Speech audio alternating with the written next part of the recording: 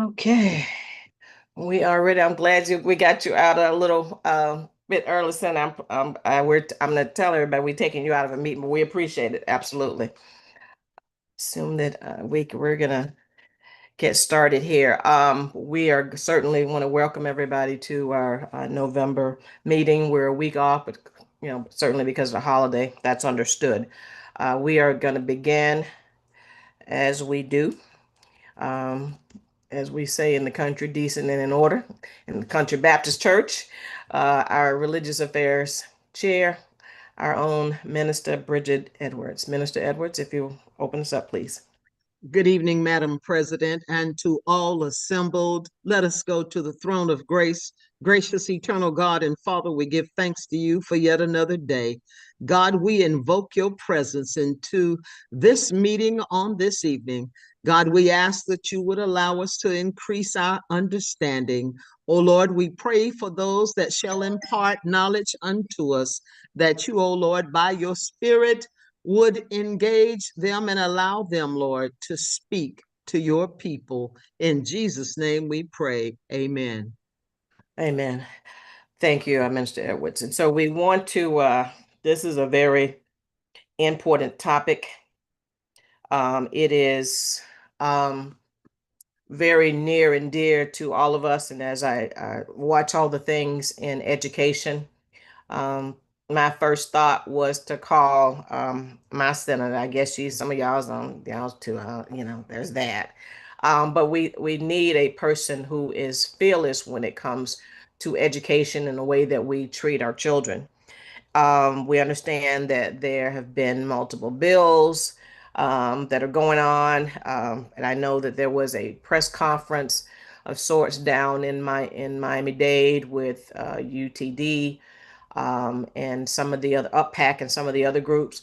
But we want to certainly, when we want the facts, when we want to get the community the facts, then we call on the Reverend Doctor, Senator, all those things to make sure who's there on the boots on the ground to let us know what's going on and get our marching orders. Kind of we got to have an action alert. But we first have to understand what's really happening.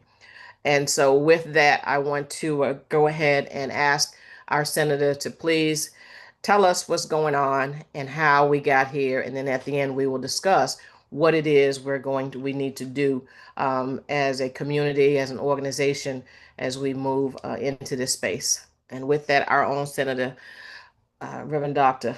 Rosalind Osgood. Senator, if you would. Thank you, Madam President, my NAACP president. It's an exciting joy to be a life member of the Fort Lauderdale Broward branch of the NAACP. And I tell them that as I visit NAACPs across the state. So if you guys would just allow me a few moments, I think it's very important that we be very specific.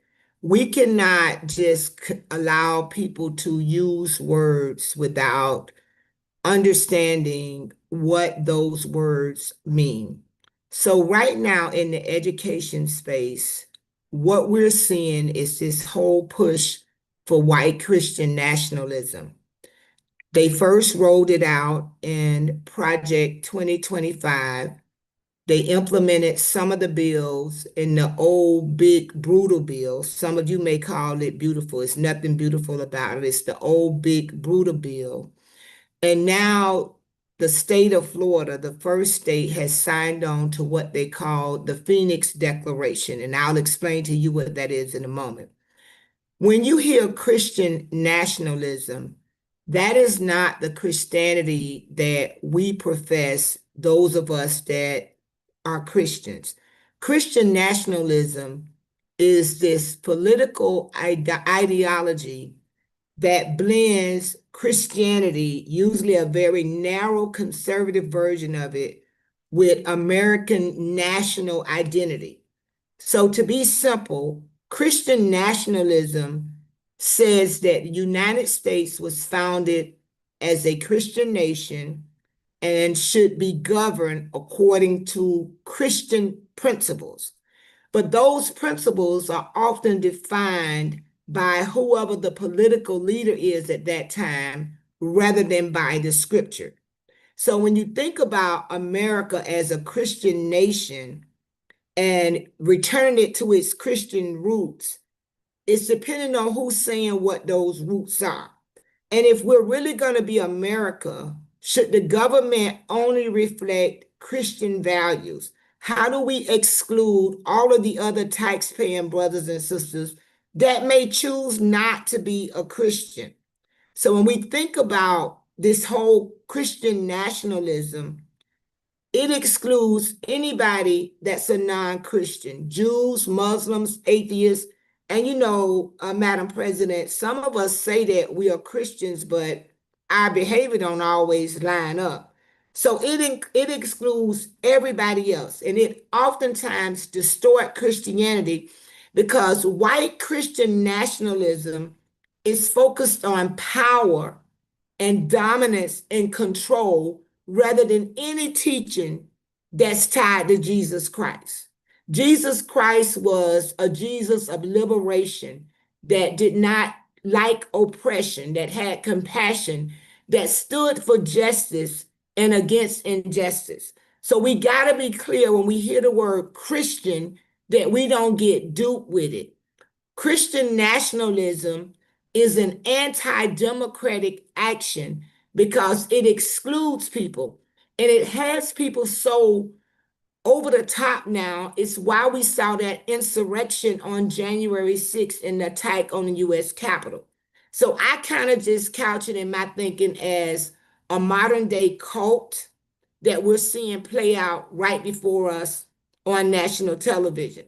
So when you think about Project 2025, it is what? A conservative policy blueprint led by the Heritage Foundation, the same people that authored the Phoenix Declaration.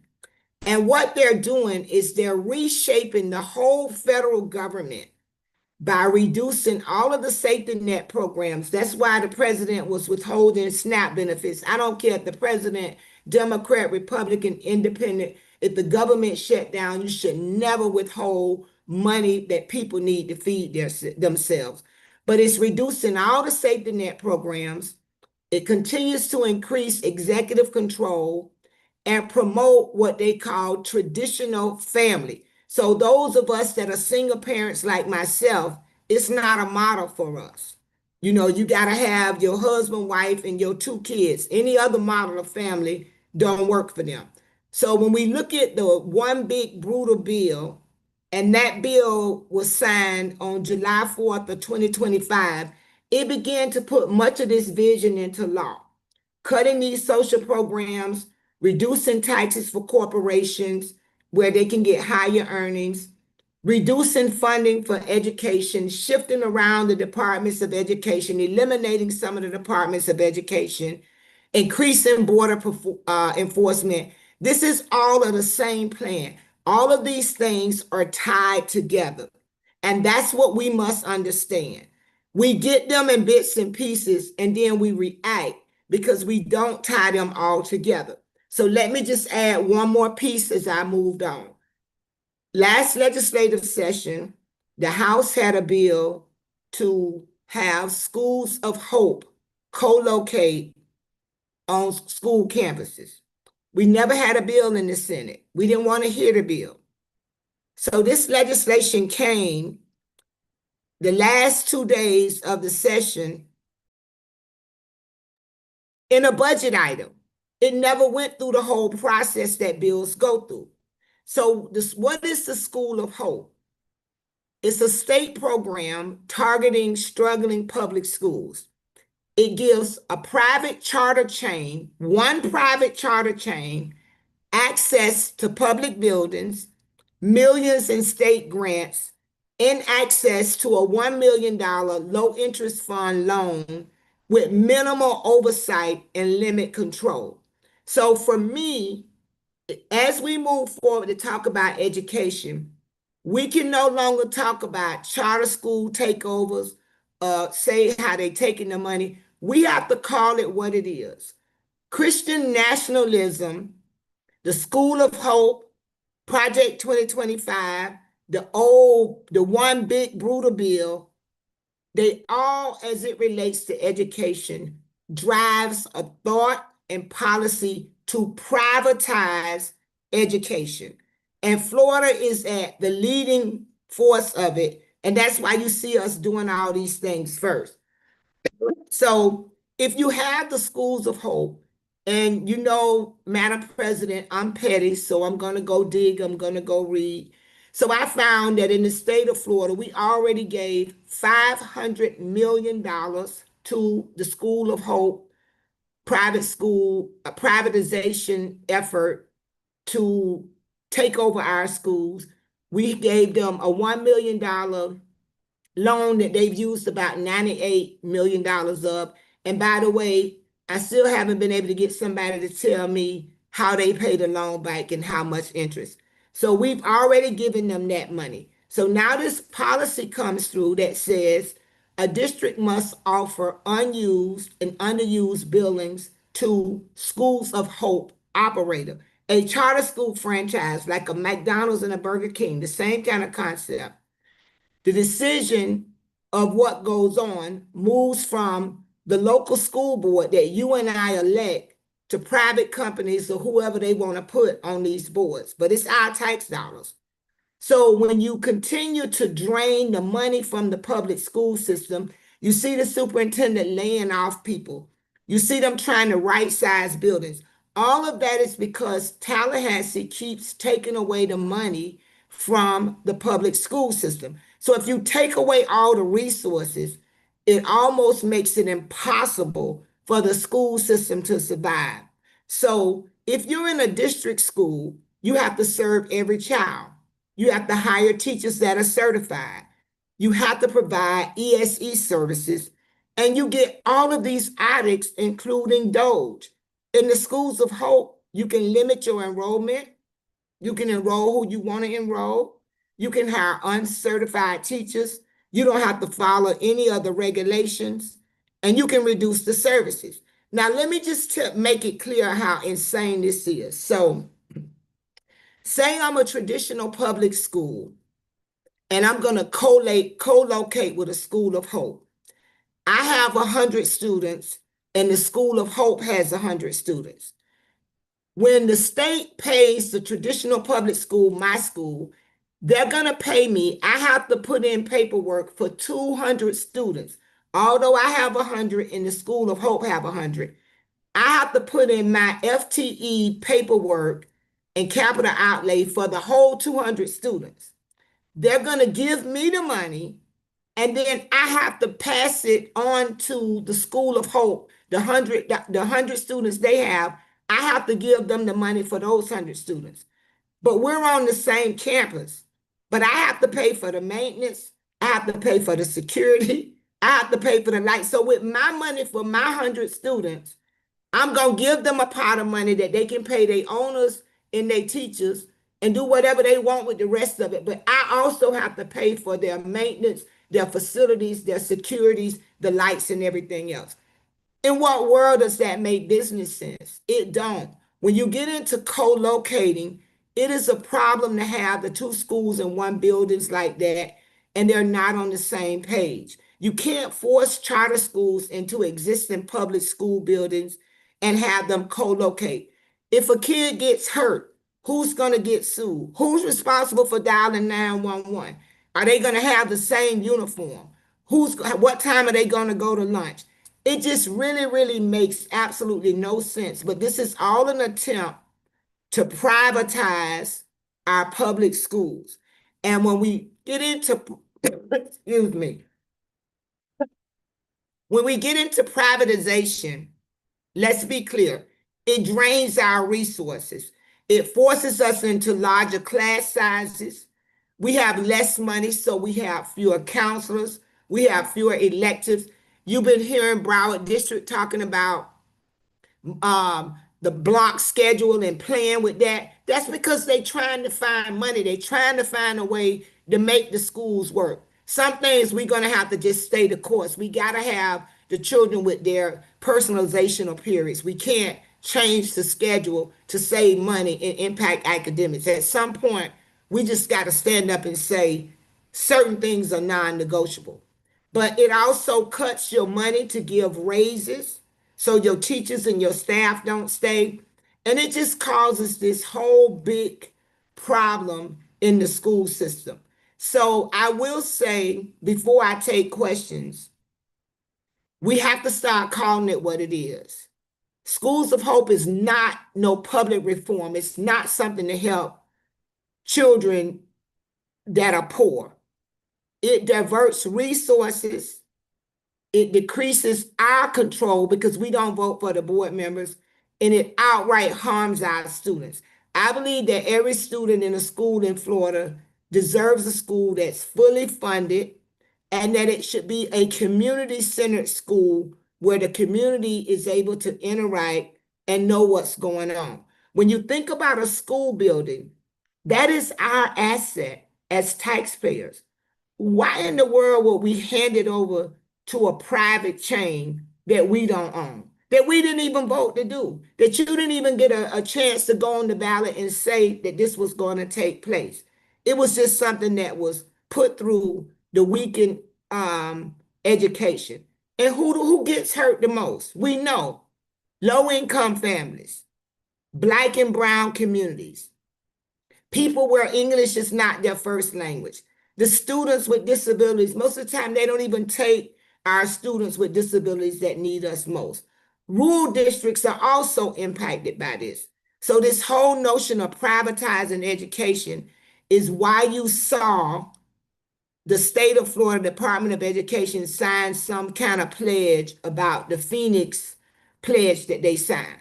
So Senator Rouson has sponsored a bill, Senate Bill 424, and I've co-sponsored the bill entitled Education Facilities, to delete all the language in that other bill that make it mandatory for local schools to co-locate with the schools of hope. Delete all the language that make the local school districts have to give the charter schools the capital outlay, money and all of that kind of stuff. So we've started to kick back and fight against it from a policy perspective, but we don't want a mandatory turnover of our school.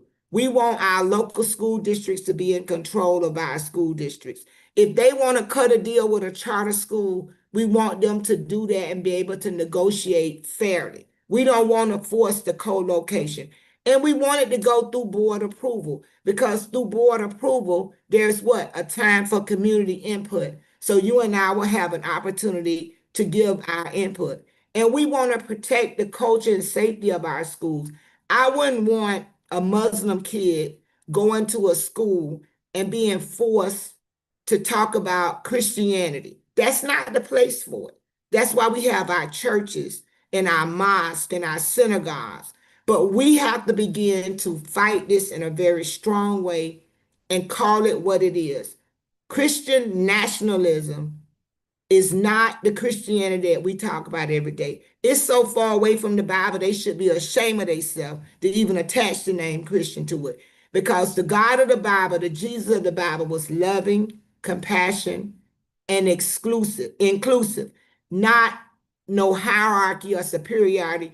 And remember, this Christian nationalism is the same thing they use to justify keeping Black people in slavery. Remember, when this country was founded, we as Blacks, we wasn't even a unit, because then they would have to give us a vote. Women, we wasn't even heard of. We had to get amendments after we was Black, and women, we still couldn't vote. We had to get amendment after amendment. So when you say the country was founded on Christian principles and you want to go back to that, quote unquote, make America great again, it was only great for the elite few. And Marsha, I'm gonna close by saying this. I was in Montgomery a couple of weeks ago doing a professional development training at the People of Color Conference for our substance abuse programs at Naacp. And I went into one of the museums there, the Bureau of Justice Museum there.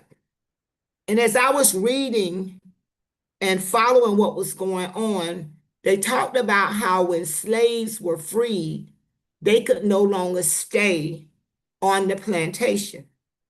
So guess what they did? They identified somewhere in town and they created a tent city. Sounds familiar? All of this stuff. Yeah, we got to stay woke, y'all. And we got to continue to have these forums and we got to continue to speak truth to power so that we can continue to be a voice for our people. I'm not willing to surrender our schools to the state, to Christian nationalism, to schools of hope. I'm gonna be in fighting as long as I got breath in my body because I care about all these little kids that's coming behind me. And so I know, Senator, there were on the first group. Let me just say this. I was at, and I don't recall it. Maybe it happened when you were the school board member. Maybe it did. I don't recall another school board member who was at a district, not at large, having a unsolicited meeting, community meeting, to discuss schools in your district. Now, it maybe it did, and I missed it. I don't remember that. But when I saw the flyer, I did attend. We talk about staying woke. A meeting that was in Dr. Holness's district, just this past Monday. And so I rescheduled another meeting that I had because I wanted to see what this was about. And so there were um, parents there, and they were mostly talking about things that are going to affect their kid, the 7 block and this sort of thing. But the newest appointed school board member was there, and he was tap dancing, saying a lot of stuff. He's a litigator by trade, an attorney. He was practicing in Miami-Dade, and you could tell he's got the gift of gab. Talked a lot, didn't say nothing until it was time to point the finger at his fellow board members. And so, there were questions asked, and he was against everything that the people said they were against. Mostly, not a black crowd there. I asked him about the schools of hope, and so he talked a lot. I was like, okay, but where are you on this? What's your take? Do you support? So he was like, well, no, I don't support it as is, but then if we tweak it, and then it could, those schools that need more students, it could help them. So basically, the new school board member is saying that he supports the School of Hope. Which means that to me, he has no issue with Project 2025 and any of those things that are going. He is a true DeSantis disciple.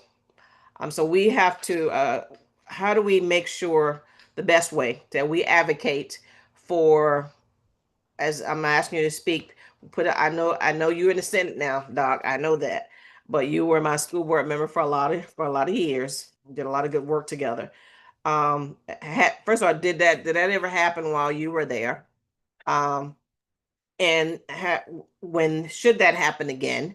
What are your thoughts on that as far as us from the committee and as an organization? Because I understanding that I just, I just thought that that was just foul. So let me just say, on the school board, you have districts for a reason. You have 2 countywide board members. And I was on the school board with a different group. We didn't always agree, but we had a level of respect and we would work together in each other's district. I don't ever recall a time where a school board member from another district called a meeting in my district and was partnering with a local elected official in that district. Um, that just kind of should never happen. That school board member could have had that meeting in his district, with the elected officials in that district. Now, I'm going to give him a little grace because I've been in for a while now, and I've learned that sometimes when people are on the school board or they running for school board, they don't always know what their district is. You can ask them and they can't tell you. But I think that we have to continue to advocate. We have to support our local school district. We have board member Holness, Dr. Holness, who I think a lot of I'm really close to. That's my brother. We have to support him. Sometimes I think he's a little too nice with things. I've watched meetings where I felt that he was being cut off, or when it was his turn to talk, they were saying, well, we got to hurry up, we got to move on. Well, everybody else been talking. Jeff needs to talk as long as he wants to talk. You ain't gonna hurry up and move on. So we have to continue to go to those meetings and show up when stuff like that. And sometimes ask the question like, what, I couldn't be there. I would have been at that meeting too. Like, I'm very surprised that this meeting is happening. It's happening in my district too. I'm on education and education approach in Tallahassee. I didn't get invited to participate in the meeting, didn't know about it, just kind of saw the flyer on Facebook. But I think overall, we have to continue to get the truth out. We need to be texting, tweeting about what's really going on with this attempt to privatize education. The school board is going to have to make some decisions. And when you look at kids in the numbering, the 9.5 years I was on the school board, we said that we had 30,000 kids in charter schools. Well, that can't be accurate for 9.5 years, but that's what we said. Then we went through COVID, and I don't know if you remember, Marcia, where the teachers union, we literally went knocking on doors looking for students and found that a lot of those people had moved. We look at our population and it's aging. So I do believe that we need to right size our school buildings, but whatever decision is made with those assets, the school district needs to benefit from those decisions. So it can't be something like somebody come up with an idea and they think the school board is supposed to lease them the building for $1 for 99 years. That doesn't allow the school district to benefit from the asset. That's our asset as the public. So I think that we need to look at how we can build in more workforce programs. Everywhere I go, I'm hearing they don't have enough workers, don't have enough teachers, don't have enough law enforcement officers, don't have enough aviation people to fix the planes, to direct the planes. So there are a lot of educational opportunities. I personally would like to see more partnerships with the city in the school board. I think about that executive airport that we have out there. Some of our children can go out there and learn how to fly a plane and fix a plane. It's right there. Lockhart is just kind of out there. We always went out there for the baseball game or the football game, but now we got opportunities that we can help them learn how to do the planes and stuff. But you have to stay tuned to what's going on in Tallahassee. And I so much appreciate the NAACP for doing that. I'm in the Senate. I can't always pay attention to what's going on in the House. I do try to stay up with the Department of Education because that's kind of my thing. But I got 12 other departments. I got a Family and Children's Service. I got FDLE. It's a lot. But together we can stay on top of these issues and continue to speak truth to power. And I'm just going to say this as well.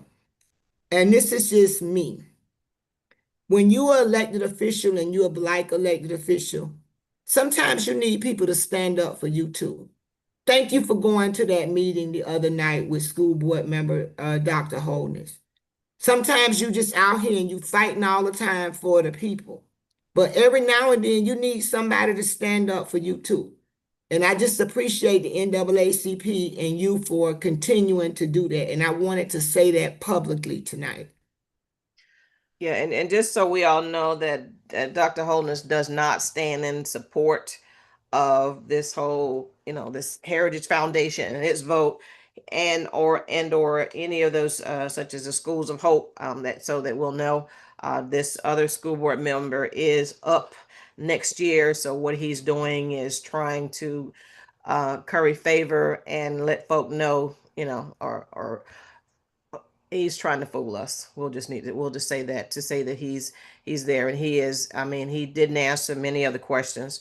Question was raised, is how it's funny how you're over in uh Dr. Holness's district instead of in your own, trying to have having this meeting.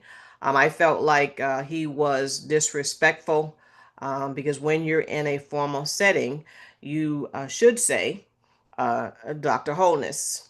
He's there saying Jeff, which is very disrespectful.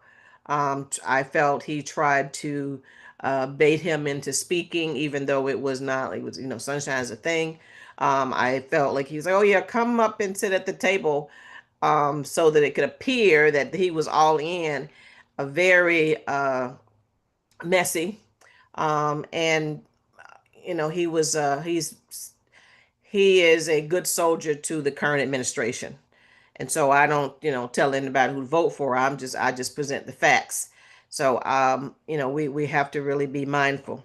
And I'm told that there were a list of 27 schools in the first round that the charters wanted to co-locate with. And then I'm told that there is a second group with an additional list that are getting ready. I think the district has had, somebody said, 20 days to get back with them. How likely is it um, for SB 424 to get that passed? What can we do on our end to make sure that you all are successful as So a the first community? thing you can do is make sure that all of the senators co-sponsor. So let me just say, right now you have all of those charter schools sending those letters to districts, right? The way that I understand the existing law with the schools of hope, there still has to be a contract. Okay, that's the process. So if Dr. Hepburn is going to enter into any agreement with them, first of all, there has to be some conversation with an agreement, and Dr. Hepburn has to get it approved by his board. I don't see it as something that can happen immediately. A lot of times when these things come forth, they get going in the media and on social media, these letters, and we overreact. So if I was in the district right now, I would be seeking legal opinions about them even sending me those letters. Because here is the thing, when they look at right now, they're not even calculating, I think, correctly, schools that are what the real fish capacity is for the school.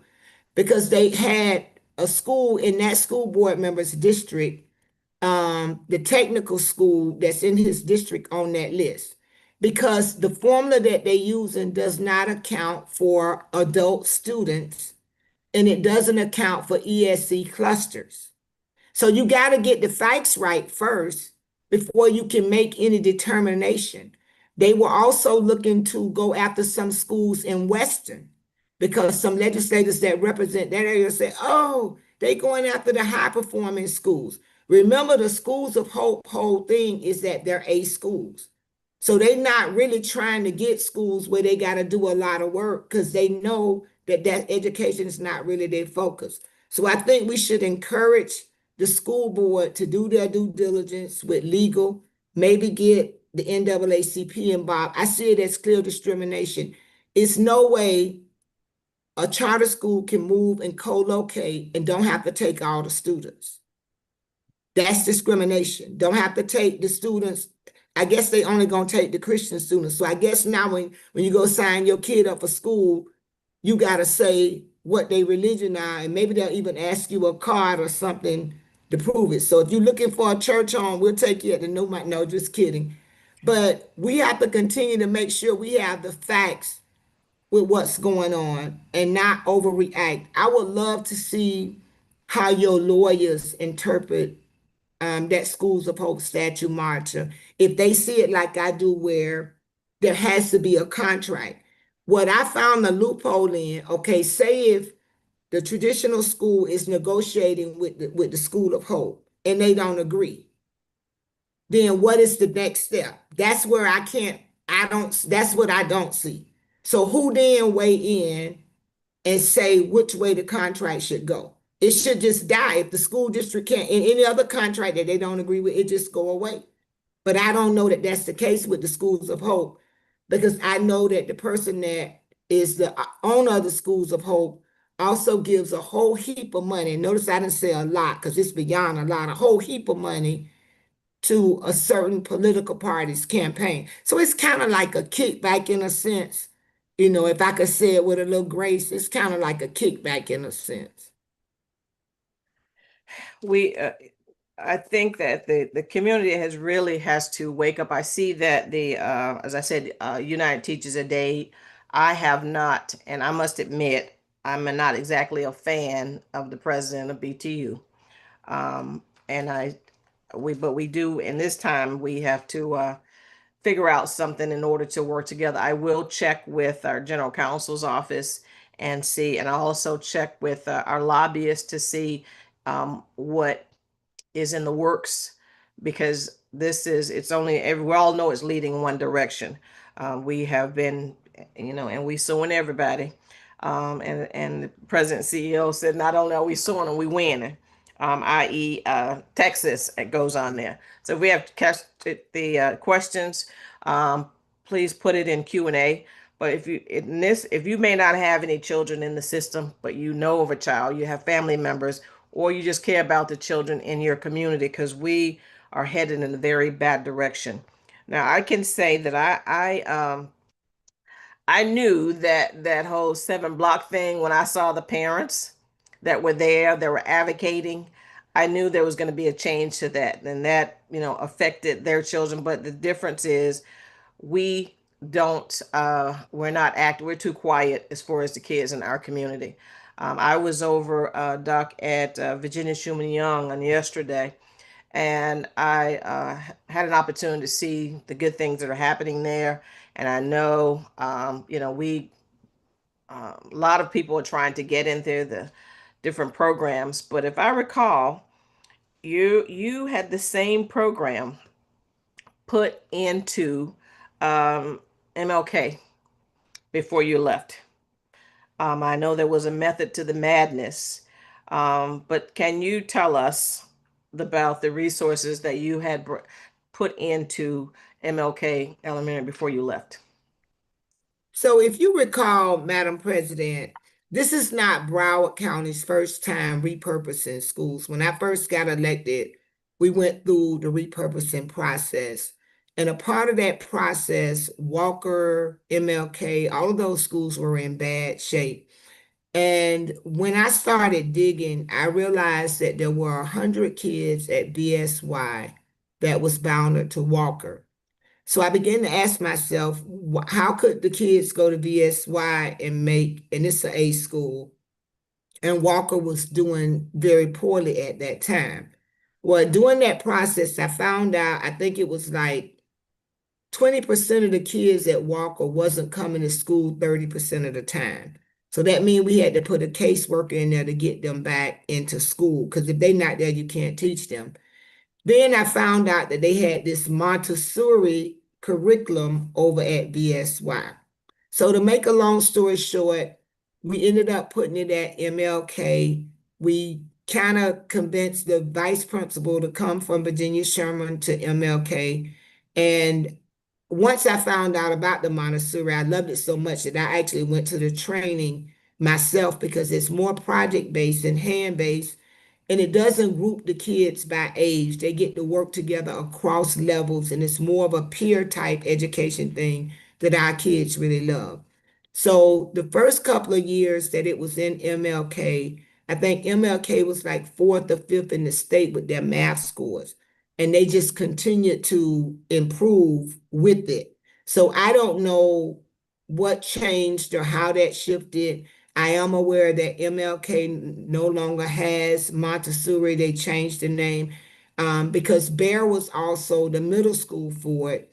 And it was my desire that we could get to a point where we would even have a high school that a child could go through a whole Montessori track for 12 years, because the curriculum is really great. So I don't know where the decisions was made or what happened, if it was a part of merging Brown Estates to MLK. I don't have that level of detail as to why there's no longer Montessori there, but I am a proponent of Montessori. Wellesby Elementary is not a quote unquote Montessori school, but for years the teachers there have integrated Montessori. Bear also had a strong Montessori program, Bear Middle, where you can elect to put your kid in that program, and it was doing very well. So I'm not the school board member now. I'd have to go back and find out what happened, or perhaps Jeff can tell us with that Montessori decision. And let me just say, I don't know if we have any educators on here, but we know some educators. Maybe we need to start thinking about starting our own schools. We're responsible for these babies. Maybe we can get the same deal the other private's getting. Yeah. I do know I was at MLK, I think about 2 weeks ago. There's a sister there that is, I mean, they've given them um, practically everything that she has asked for. I mean, the school is very clean. They are good when it comes to devices. They've got pretty much all of they're not one to one when it comes to laptops. They've got some work to do. They're going to be getting some. But the fact that the administration there at MLK is okay with that, and what they said to me was, well, the community didn't want to go. So out of the say 150 or 200 kids that were left at Broward Estates, only 50 of them elected to go to MLK. Now, there were some folk that said, the parents that we met in meetings, that said, well, I don't want my kids to go to Montessori school. I said, well, what do you think? Why is that? Oh, I don't know. I just don't want them to go. But do you know what Montessori is? No, I don't know. I just don't want them to go. So part of it is us not understanding. Although if you say Montessori at Virginia Schumann Young, we be trying to get up in there. So that's a thing. And part of it is the district not telling the community what it is and the advantages of it, I believe. Because there were some parents that they didn't know why, but they just know if it's Montessori, they don't want it. So we got to do a better job of that. And then you had the principal said that the teachers did not stay, that they got the certification and then they left, and you can't make them stay. And she believed that there was little to no turnover over at Virginia Schumann Young. But on yesterday, the principal says, yes, there is turnover, and we don't have to have all certified at the time of hire. The district pays for teachers to get certified while they're on the job. So I know that there are a lot of good educators, a lot of good school leaders that look like me, and I believe that if the proper a full-throated effort was put into that, getting MLK up to par when it comes to Montessori, to not just have it a school with, when we had some problems there, we admit that, but we get the same resources that they are making available to a VSY now, we could do the same thing. And I did speak to Dr. Holdness, and I actually spoke to Dr. Hepburn on yesterday. And so, but the administration has to be willing, and I get it. It's hard to be out there by yourself when you don't have other people that's saying that. But I can tell you that the diversity committee is going to be all in, and we want to know why we can't get the same thing. We're going to ask for, and I remember sharing with talking to you, and I knew you had gone to the classes and you know the importance of it. But I think I want everybody else to know that we're just not taking whatever else, because they're gonna, when Norfolk goes, the kids are gonna be at different places as well. So we have to make sure. I get a text for a question. The question is, can you explain SB 424 again, and what will it do? Should you be successful? Okay, certainly. So SB 424 is a bill that's entitled Educational Facilities. And what it does to the actual bill is it deletes a provision authorizing a school of hope to co-locate with another school in a public school facility. It also deletes the provision, and I'm talking bill and legislation, and I'm doing it this way intentionally.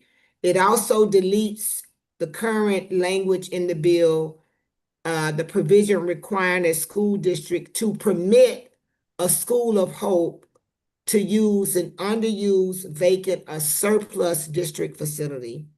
And then it deletes the section that requires for students enrolled in a school of hope be included in the school district's total capital outlay full-time FTE funding. So Senate Bill 424 puts some parameters around the schools of hope. It ends this mandatory turnover, like a district, the current language say a district must co-locate. So it deletes that language. It gives the district back control of the facility so that if there's a negotiation, they have to negotiate it fairly. It eliminates this whole forcing this co-location thing. And then whatever the district does, it has to be at least approved by the district school board, which is elected by you and I. So it gives us an opportunity as the public to have some kind of input into what's going on.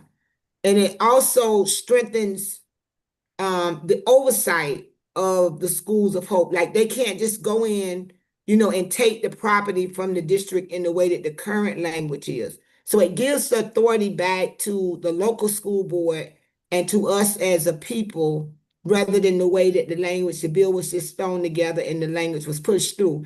If we had time, if this bill went through the proper process during the last legislative session, we could have worked all of this out then. And when you look at the money that's being assigned to, remember that I told you that the state of Florida has already given $500 million to the schools of hope already, for them to build facilities to operate already. We didn't give that same extra $5 million to the public school system. We didn't give it to St. Thomas. We didn't give it to Westminster American Heritage. When you deal with policy, you have to understand the budget piece that's tied to it, because budgets are moral statements. Budgets are moral statements. A budget will tell you who is valued and who is vulnerable. And what we continue to do with the state budgets as it relates to education is we make the public education system more and more vulnerable as we value charter schools and now the privatization of schools, which is very different. They're doing it through charter school franchises, but this whole privatization of public education, this also impacts the public charter schools as well. Who do you mentioned earlier, Doc, that they don't have to, charters don't have to, when they, even though they're cohabitating on our campuses, they don't have to follow the rules of the district. Who do the charter schools actually answer to? So when you have like right now, you have public charter schools, they have their own boards, and they are political appointees or whoever they decide to be on the board. They're not people that you vote for. The charter schools that we have that are operating now, and there are a few of them that operate well, they have their own standalone building that they're in. What this bill is doing is it's prioritizing one charter school operator who has no history in our community, don't know our community, and it's saying that they can co-locate. So you could have Walker doing pre-K to 5 and the School of Hope in the same campus doing pre-K to 5. Make it make sense. But Walker will have to follow the school board that we elect. They would have to all give the charter school the money for however many students they got, but Walker from their budget would have to pay for all the facilities, all of the maintenance people, all of the transportation, all of the security. It just don't make sense. I haven't figured out. I said, well, Lord, are they gonna make the public schools even pay for the lunches on the other side? Like, what are they doing, the schools of hope, with that FTE money that they getting? They can decide what they're gonna do with it. So they would be in the cafeteria, because I spoke to one of the directors on yesterday, and they said that is controlled by, even the seasonings that they put in the food is controlled by the district, because you get kids with allergies, all the different things. So do they have to, I mean, would they use our cafeteria? Would They could use whatever they want on the facilities and do whatever they want. They teachers don't have to be certified. They don't have to take the ESE students. They can put their own student code of conduct in. So it may be, say one school may have a uniform policy. They don't have to have that. They don't have to take children with disabilities. You can go and enroll your kid there and they can say, no, we're not taking it. That's not the way schools that use public dollars don't work like that. But this is what's happening with the privatization of the public school system. And security with how does that work with the district and its security, and and the charter schools? Because I don't know, how do you know which one is which? I guess, I Well, don't they know how all you got do to that. have armed security. You wouldn't. Just think about it. If children, let's say children get into an argument, you don't know how you're going to delineate which school is responsible. What's their discipline matrix going to be? It's just a whole bunch of questions that could have been addressed and answered. But this is what happens when you push public policy through and you don't follow the process. You don't allow for intellectual capital to be a part of the decision making. We elect people to represent us. Y'all elect me to go to Tallahassee and be y'all voice in these meetings. I tell my colleagues, with this bill, they didn't allow me to do my job. They denied me access to do my job. I didn't get to speak on this bill in one committee meeting to ask my 30 questions because I got a list of them. But they didn't even give me the opportunity to do my job. So should we know we got you, and we know we got Senator Roos on. Should we be contacting the other senators? All of them, every single one of them, all 37 of them. It doesn't matter what political party they're in, all 37 of them. And we're three short right now because one senator is now the chief financial officer for the state. The other senator is the lieutenant governor. And we got one, I guess he's still there. He was there today, but he just got appointed to be the chair of the National Republican Party. But he was there today. He is actually my friend. So, yeah, but everybody, all the senators, all the representatives, not just the people that represent you, everybody. And you need to get all your NAAC people sending emails from wherever they at. All the groups, the Deltas, the AKAs, the links, everybody needs to be weighing in about how we don't want public schools privatized. And so I know I think there was a letter that went out from the House regarding some of these issues as well. I think they were talking about part of the issue, which was the Heritage Foundation and that quick vote. But I think I'm assuming that, and I don't know this, that means that they are on the same side. At least those are well, those I think there was the Black House of Representatives. Those are for the Black Caucus, I think. So from my understanding, the Department of Education made this move. The House, I think Minority Caucus sent out that letter, and then two House members was in the news.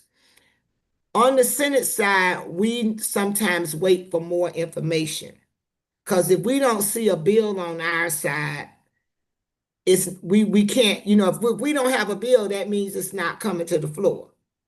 So we're kind of at a disadvantage. Like sometimes when there's no bill and you start moving, they'll say, well, there's no bill. But there's certainly conversations about it. I've certainly brought it to the Senate caucus attention, and we will have some discussions about it. You know me, I do a lot of my work by going directly and talking to people. I write sometime, but I knock on doors and they'll say, are you here for prayer or for conversation? I say, well, both today. But that's the way that it go. But it's just something we have to let people know that the Department of Education signed that pledge. And it was no vote from none of us on that. I don't know. I'm trying to find out how does the director of the Department of Education do that without consensus from the House, the Senate, and the governor? How does that person choose the spirit that education is going to take place in the whole state of Florida without any of us being a part of that? That's the bigger question for me. So they just make it so, and it's the law of the land, just with no vote, no. Yeah, I know. He just signed the pledge. If I would like to offer a pledge, I would like to offer maybe like the 23rd Psalm, or if we're gonna do it in the right way. But I didn't get that opportunity. I'm sure some other people around the state got pledges too. So this ruling goes for charters. How does it work the same thing for church schools or any of that, or is it specifically charters? So if you're talking about the Phoenix Declaration, if they're saying that that's how we're going to move forward, they're basically looking to make all schools teach through curriculum and everything Christian nationalism. So it would be interesting to me how they would get away with that when they're funding schools like Muslim schools, Hebrew schools, Jewish schools are not schools that subscribe to Christian nationalism. So I'm expecting those communities are going to be pushing back as well. But when they start saying, when you pledge something, it's just like, how we do in the organization, you have your mission statement, your vision statement, then you have your core values. So that Phoenix Pledge is kind of like the core values that they're saying these are the core values. We want to, teach kids about Christ. We want them to have good moral behavior. And we know that's kind of Bible because the Bible said we all sin and fall short of the glory of God. So they're kind of using that declaration as like the core values. And then I believe they're going to come back and try to set curriculum or set things up around it. And now that we've given out, we had an audit this week and we did miserably on the vouchers. I mean, we missing so much money where people were overpaid with these vouchers and stuff. And, somebody got some money sitting somewhere that they getting a whole bunch of interest off. It was just a big thing in the Education Appropriation Committee in the Senate. So now these CFOs that administer this voucher money, so now we got to figure out how to get this money back from them. Parents, didn't get money for their kids. Some schools that had kids legitimately there, the kids showed up being enrolled in a private, in a school for a voucher in a public school, but it's clear they was in the public school. So now we trying to reconcile. Now I will say that we did the Doge on ourselves and had the audit to find out what was going on with the voucher program. So I do appreciate that. But we got to get the money back that people got that they shouldn't get. So who gets hurt the most on this, Doc? When we talk about a heritage program, when we talk about the schools of hope, who is really going to get hurt here? So who's going to get hurt is our kids. 80% of the kids go to traditional public schools. So let's just be clear.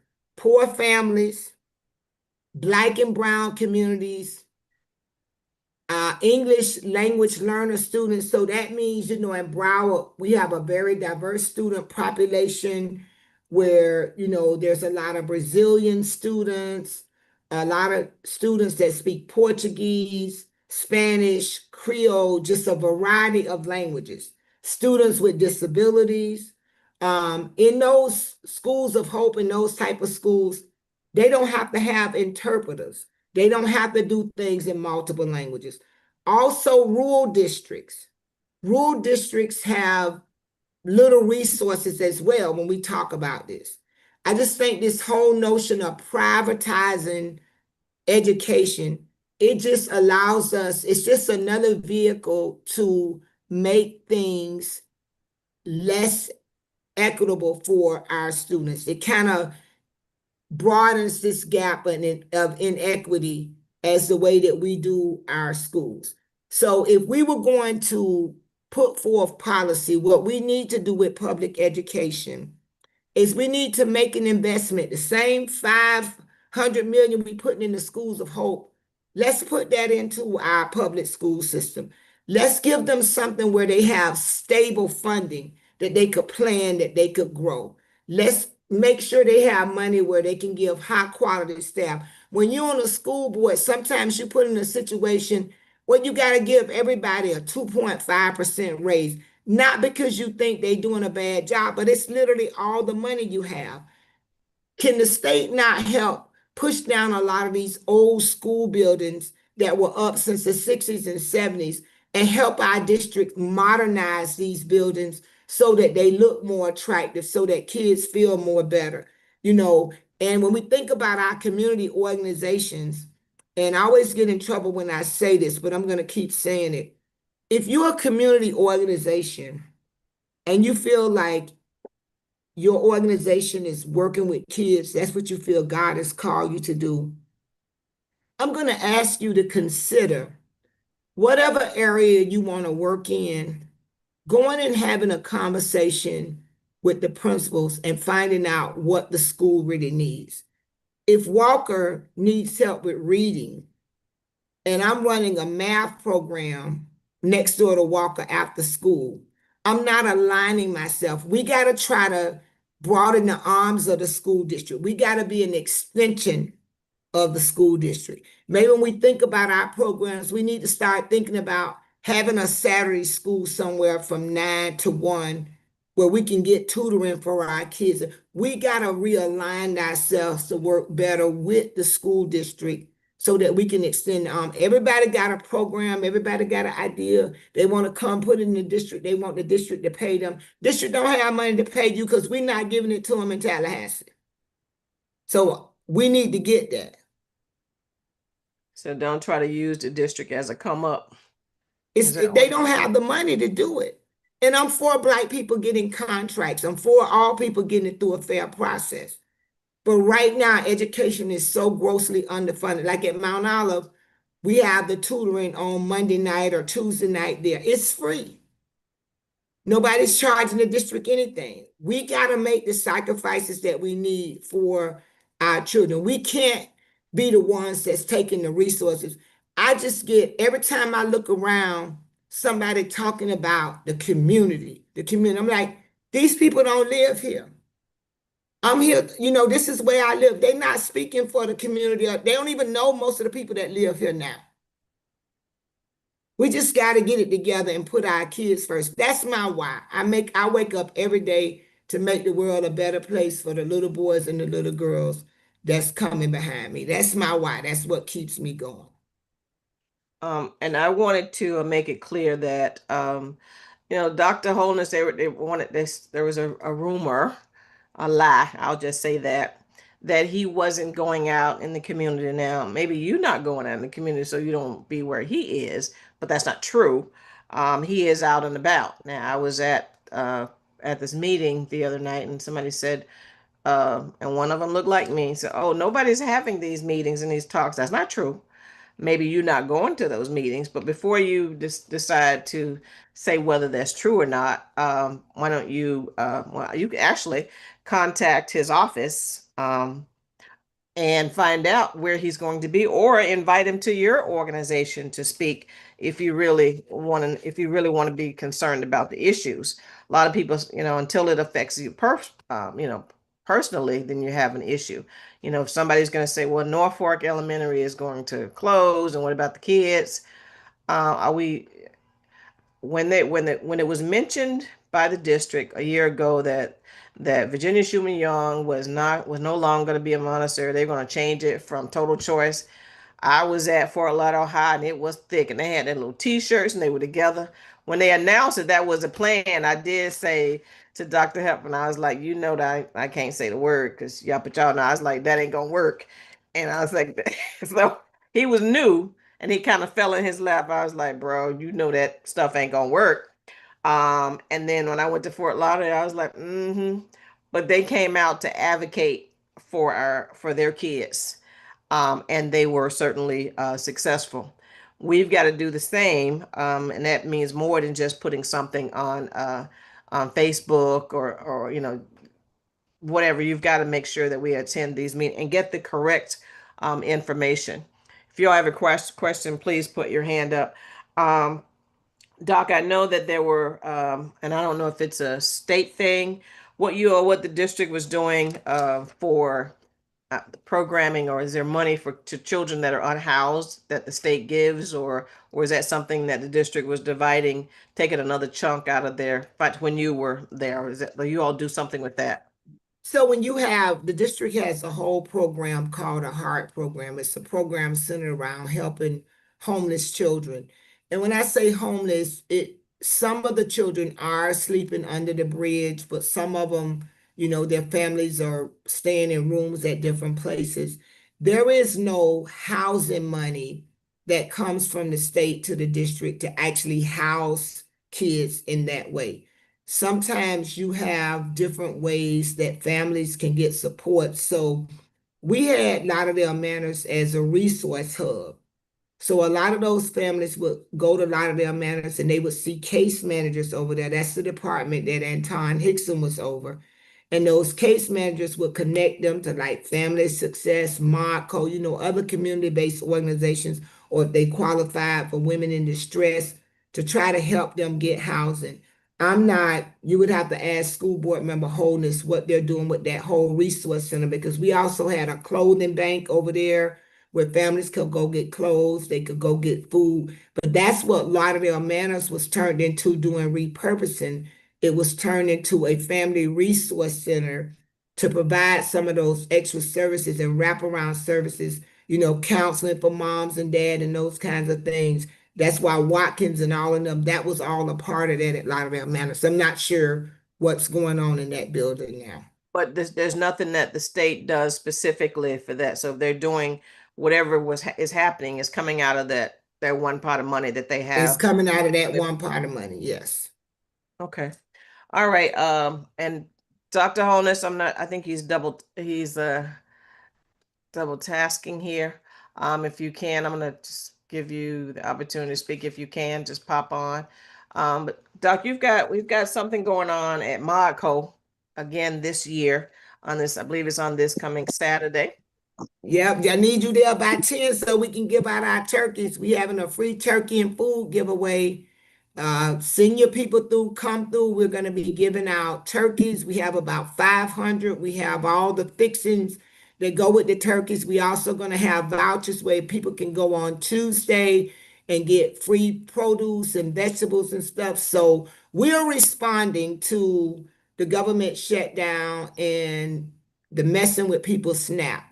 Dr. Davidson has declared that we're just going to be that church that when the government shut down, people can come for support. And we, are so grateful for our partnership with the NAACP, South Florida Hunger Coalitions, the other Mount Olive nonprofits, all of those that continue to support the work we do. We're going to take care of the people, y'all. We're going to keep taking care of them. So, Madam President, bring your work shoes and let's get it on Saturday.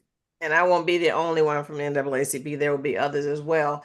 And then I'm just gonna say, if you wait to 10, there is no, unless you change it this year, Doc, you ain't gonna be able to drive east on Sistrunk, cut through and cut in front of other people. There's a method to the madness. And I did receive a call from Randy Washington of Fort Lauderdale PD.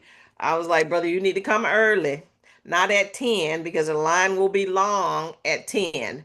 And sometimes, people get a little testy when you tell them, so they will be there no later than 9:30 at the latest. I'm thinking about, I was going to text you and say, maybe we need to make it 9:15 because, Yeah, we have. I talked to them this week and they said 9:30. And we forgot to get permission, so I'm gonna ask for grace, but Miss Burrows always allow us to park in her parking lot. Well, she's gonna be there, so she was, I self-reported this year, Miss Burrows. she she gave a Yes, thumbs up. yes, I did. Yes, it's no problem. Thank you. We appreciate that. We're self-reporting because we want to make sure, but we need the parking there. But we have and they're not unlike some of the other places. Doc, you're not asking for paperwork. I know that there was sometimes we have some families that may not, have all their stuff, and they, you know, I just we find don't that work for ICE, rude. right? Yeah, that's intrusive. When you're needing food, nobody should. It doesn't matter how many people in your family, what your income is. You need what you need. So no, we're not doing that. And I know that some places are, but we're not one of those places. We have some people that were resist, and there are people from all over that come. It's not just it's black, it's white, it's Latino. It's everybody that comes, and it's a first come, first serve basis. And it's good food, and it's people that are, well, she's got a whole system. What is this, the 20th year that you're doing 20, it? 22nd, I think.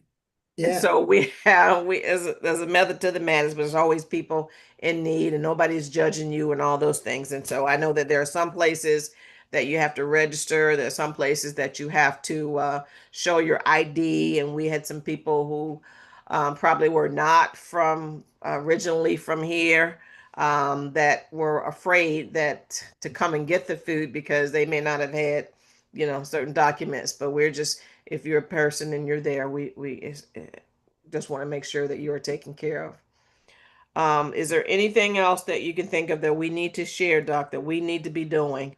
Maybe a reminder of any organization that we need to, that we can do and should be doing. I certainly, I will check with, I know we have a meeting that's coming up, and I will talk to the state president. By the way, his father died, and they're setting up all of the, in Indian River County. Mr. Hart was a 50-year branch president. Wow. He established the branch there. He also established the Masonic Lodge there, the Progressive Voters League. He was from Cat Island, and even before he was a citizen, he was working behind the scenes because he knew the necessity of it all. And so he will be laid to rest on the 28th. But in the meantime, certainly the work goes on.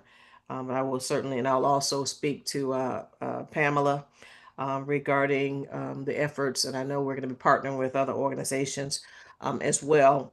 That along with the redistricting, and hooray for our efforts in Texas. Folk mad, but we've got to do some things there as well. And we have I see another another life member of the NAACP hopped in the race for governor, and this, whenever he's in the area, we'll make sure that one of our members also always gets on, and he is fully paid. So just so y'all know, and so we can have that working as well. Are there anything else that you need to share with us so that we can do our part when it comes to schools? No, not at this time, but I will certainly keep you posted. Just keep answering your phone when I call. Dr. Holness, are you able to speak? Yes, Madam Yes, sir. President, can you hear me? Yes, sir. Go right ahead. Awesome. Senator Osgood, thank you as always for coming on and sharing such informative details as to what's coming out of Tallahassee and how we need to respond. You are always appreciated. Thank you so much for working with me as well closely to help me to understand issues that impact education. So thank you very much. Madam President, I also want to thank you for the wonderful service and your commitment to the Diversity Committee for Broward County Schools. And thank you for always being in touch with me to share the concerns of the Diversity Committee as you visit schools. And I just want to also mention, as you mentioned, Madam President, I do not support the Hope Schools. I believe that all entities should pay their fair and balanced share of expenses when it comes to educating our students. And I don't think that's what's going to happen here. So I am not for it, and I don't dance around it. I am definitively not for it. And I will defend that any day. I believe that every entity should pay for their fair share so it doesn't impact our traditional students. Also, Madam President, I did hear the concern or the question regarding Lauderdale Manor. I will get back to you to provide you with all of the details as to what they do at Lauderdale Manor. And I know you had some concerns with MLK and the Montessori. We are working on that, and I will get back to you on that as well. So just want to thank you for having Senator Osgood on. It's always wonderful to listen to her input and the concerns coming out of Tallahassee. Thanks, Doc. I've told you this before, and I'll say it publicly. The district does have a lot of things going on that are positive and that are good, but Yep. they continue. It didn't just start to Mhm. not tell the stories, the positive stories of things that are happening. I don't know Right, what I'm told that you have what your PIO people do, but right, nobody knows anything about about what not enough people, I'll say, right, the community, the good right. things that are happening at schools. And we'll just talk about your district, as far as that Mhm. goes. So I would urge you to speak again with the superintendent, for his staff and communications, because this all is not well when it comes to communications with the district. And Madam President, you're absolutely right. So what I have been doing, and contrary to what was said by that one particular individual, my schedule is very packed each week, visiting different organizations, different groups, and I have been updating everyone on the positive things happening across the district and in District 5 specifically. I mean, if you look at it just this school year, if you look at the fast testing results, prior to that, we've had 27 C, D, and F schools, and now we have 26 A and B schools. We also have many first. For example, Board Anderson became an A for the first time in history. So did Oriole Elementary. So did Plantation Elementary. So there's so many wonderful things happening, and we've seen significant improvement also in our students in the lowest, who traditionally would be in the lowest percentile. Those students have made significant gains, as well as our ESC students, or students with disabilities. So there are a lot of positives, as well as we understand that we do have to continue to focus on improving our schools, especially, for example, our customer service, our aesthetic appeal, as well as continue to focus on academic improvement. But nevertheless, we have had significant positives in District 5 and across the district, and we've been an A district for the last 2 years. So I'll continue to try to get the message out. I'll have conversation with the superintendent to see how we can continue to promote the positive things that are happening. And a lot of the programs that we have in Broward County traditional schools, you will not find those in charter or private schools. So I think we do need to do a much better job in promoting the kind of programs that we have and the positive things happening in Broward County schools. Okay, and one more thing, Doc, if I may. So we were at Parkway recently to discuss the construction that's going on there. And I Right. want to say somebody mentioned Dr. Senator Osgood's name. Right. Um, but as I recall, I don't know if that was 2022, where, and correct me, I don't know the year, Doc, but I know that you were telling the community there, and but yeah, there was a small group on this Broward Estates thing, then where you tried to get like, what's it, K through 8 or something, and that if Right. they didn't, that the population was, was not such, and even for kids to be district to go zone to go there, it wasn't going to work out to unless you're trying to stand alone. But they left that part out about how somebody told you that it wasn't going to work out well for Broward Estates if you kept that same mindset, and so they continued on, and now, we are here. So let's. And if I'm going to ask you again, I asked you at the meeting as well. A Parkway and those tearing down, I think it's like 11 buildings and what's been promised, and is that project fully funded? Yes, that project is fully funded. There is $42 million allocated for that project. And, I would be remiss if I did not mention, Senator Osgood started this conversation a long time ago, and I just happened to take the baton. But this is based upon the foundation that she has set that led us to this point, to which I ensure that they are carrying out exactly what we intend for Parkway Middle School. You see, Marsha, the thing that they don't understand, the original plan was not to push down and give them new buildings at Parkway. That's why I delayed the project. You can't continue to repair buildings that were put up in the 70s. You don't know what's in the walls when you get in there. So that delayed their project, but I'll take the hits for it because I felt like the kids that look like me deserve new buildings just like kids get in other areas. And that's why we were discussing the K-8, because as you're rebuilding, you save Broward Estates by combining the campuses, and whatever you bring on new, you can upgrade the technology, you can offer more programs, you can get the 3-year-olds in. But the community continued to fight it.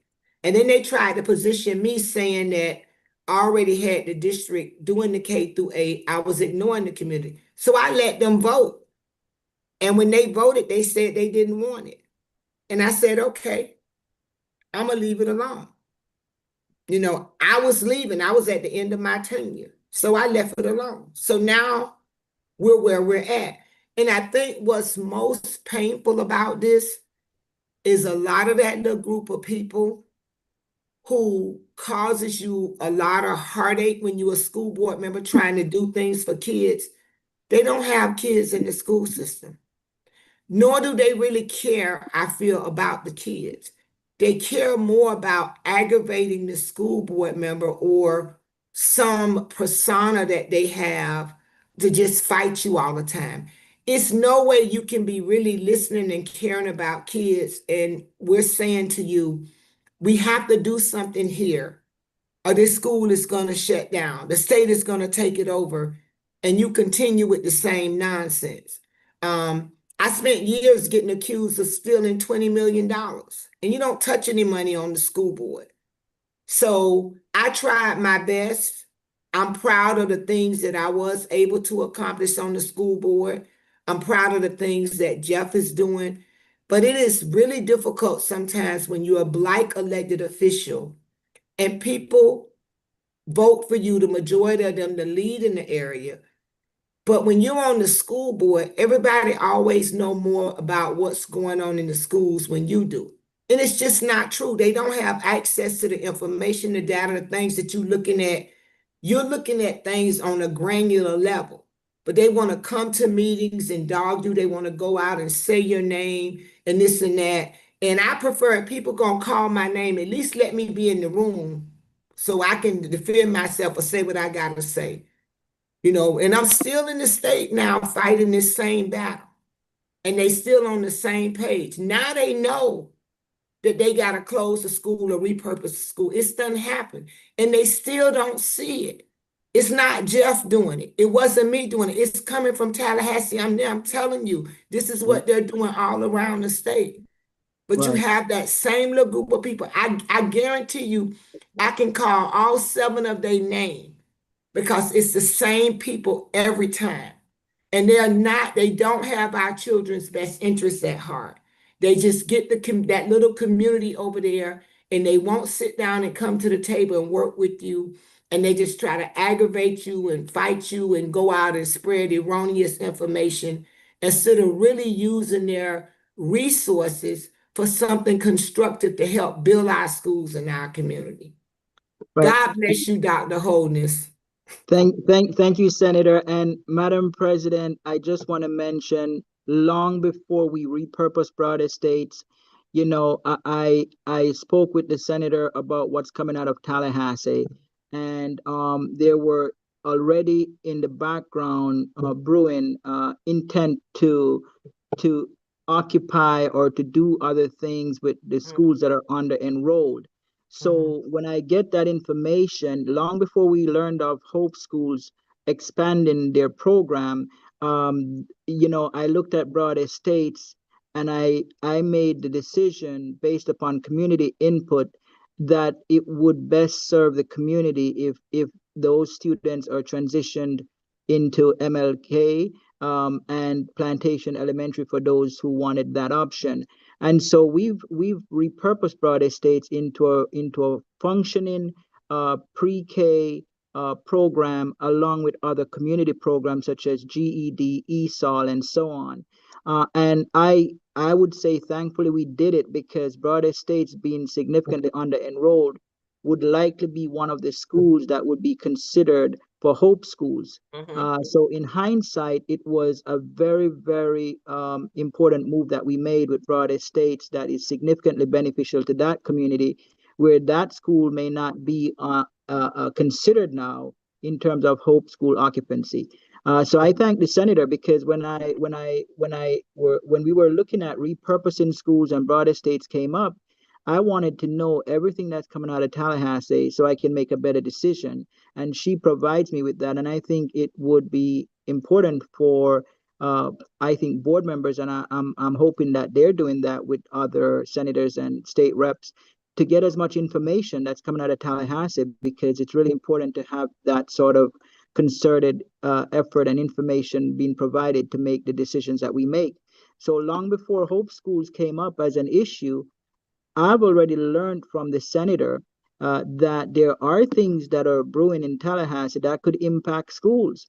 And so I decided it was best to move ahead with Broad Estates, and I'm glad we did.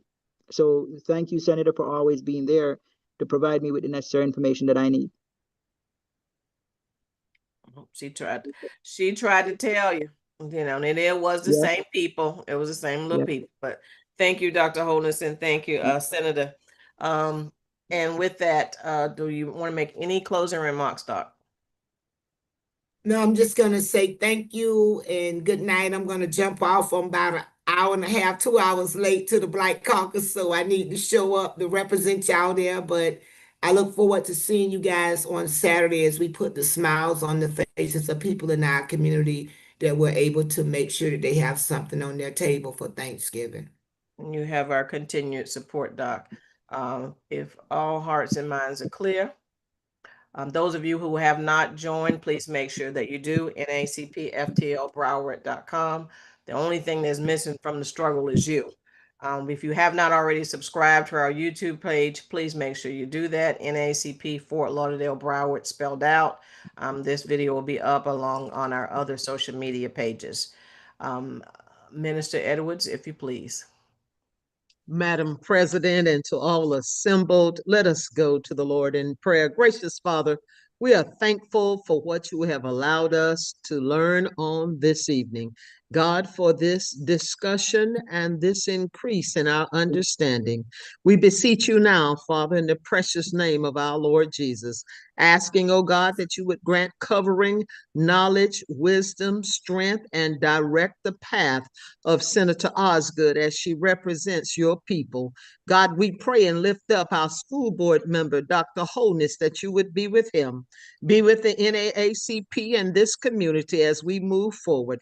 God, may you continue to bless your people in all the ways they stand in need of as we prepare to depart from this call, but never from your presence. May you, O God, be forever, O Lord, in our hearts, in our minds. In Jesus' name I pray. Amen. Amen. Amen.